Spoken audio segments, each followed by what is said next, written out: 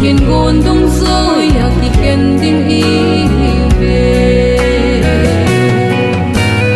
o chung pathin hin ren ka khan ko hi in sung mi te ki kim ti la len kom lai ni ko gel do ule rap lo thei ka hi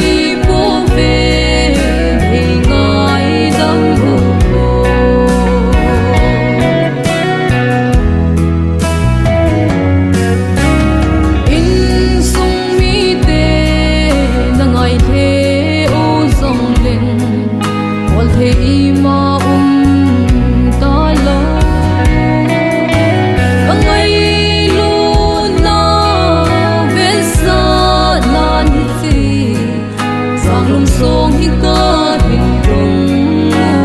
ve o chung pathin hin ka khan ko hi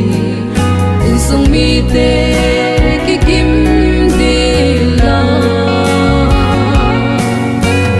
len kom lai ni ho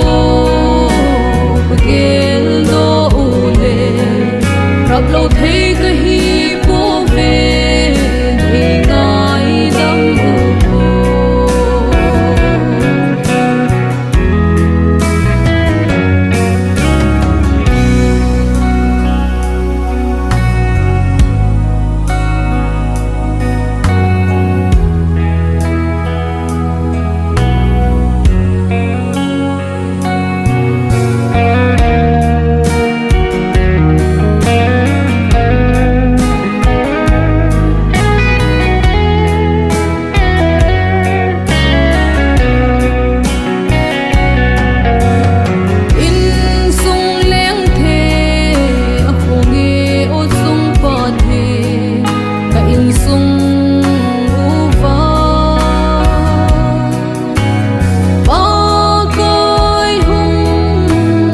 rồi sang in lặng